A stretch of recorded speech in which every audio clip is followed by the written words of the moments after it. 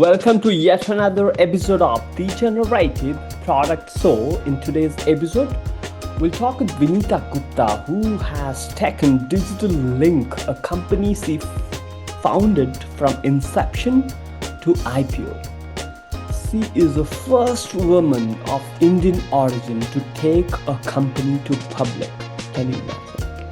She has taken the company to public and done a reverse IPO to take it back to privatization and take things back into her control by replacing the previously appointed CEO by being a CEO again and providing the liquidity to the investors, the VCs, and taking a responsibility of the situation, which tells a lot of grit she carried throughout her life. She did a lot of hustles, a lot of grit she had when seeing the ups and downs of life, which she has written in her forthcoming book, The Road to IPO, which is getting launched with the launch of this podcast.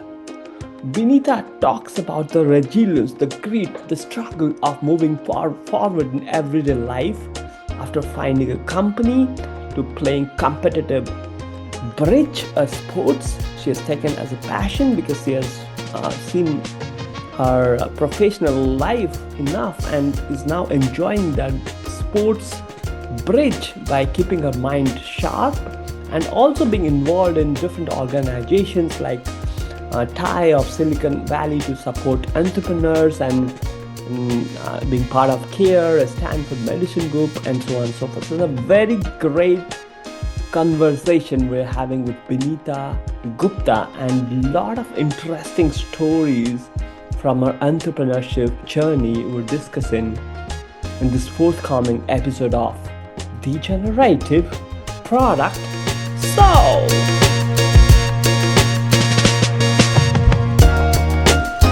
Let's start with your entrepreneurship journey. Vinita, if you don't mind, if you can introduce, what was your trigger point and why was it to solve a pain point, or if you can throw some light? My journey has been in some respects unusual for a woman of my times. Even today, there are very few women, many of them go into technology now, but they don't necessarily take that bold step of becoming an entrepreneur. Was there any challenge going to the IPO? There was any obstacles or profitability coming back to privatization again? This is a very interesting part of my journey. The company public, I was the CEO and founder of the company, took it public because one of the early internet companies, when newer companies came in, we were not getting any attention from the public market because you are at the mercy of public markets, which means analysts who are covering you, touting your story or not touting your story. So suddenly we lost that bloom.